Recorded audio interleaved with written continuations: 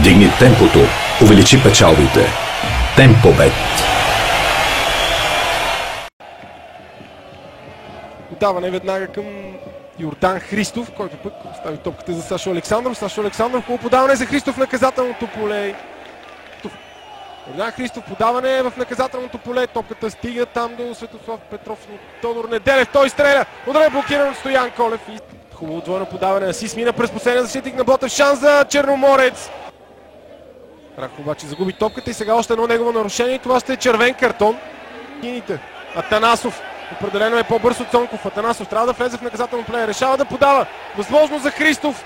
Той успя да преодолее Стоян Колев. И футболистите са две съвсем отделни неща. Неделев центрира и това е гол в полза на Ботев. Ето, че пловдивчани успяват да открият резултата в резултата.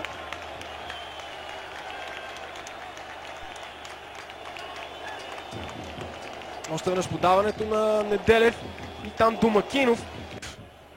Върна назад за Александров. Той центрира, шанс за втори гол. Колев блокира, но има и засада. Не се лъжа, ако е така, той също ще бъде изгонен. Нарушението без срещу в 56-та минута. Анесия Бел получава червен картон. Но засада определено имаше. И на Георги Андонов, и на Енис Хаири. На Неделев. Няма засада. Великолепна възможност за втори гол.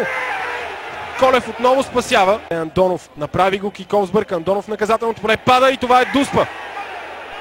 Дуспа в полза на гостите за нарушение, извършено от Гаджалов. Не се вижда, че Гаджалов не игра с топката, дали обаче закачи Андонов, това е въпроса. Колев срещу Марцумян. Удар на Колев и той бележи. Резултата изравнен 73-та минута от Дуспа. Бургазли вече с човек по-малко. Само 2 минути след като изравниха резултата, те допуснаха нова грешка в защита. Хаири изпусна Атанасов. Още веднъж какво се случи? Центрирането и начин, по който Киши ще върна. Зад гоненето ще бъде по-малък.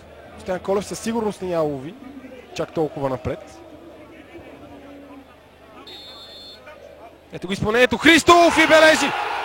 2-1 за Ботев в 86-та минута след непрякия свободен удар. Гол, който почти сигурно означава класиране на Ботев на четвъртфиналите в турнира за Купата на България. Още веднъж изпълнението. Чукнаха топката Сашо Александров. Един измежду Александър Александров и Светослав Петров към Христов и той със все сила. Няма обаче да има време за още една атака. Това е всичко в двубоя. Ботев поднесе изненадата на осмина финалите в турнира за Купата на България корпоративна търговска банка, успявайки да победи с 2-1 третия на полусезонова група отбора на Черноморец Бургас.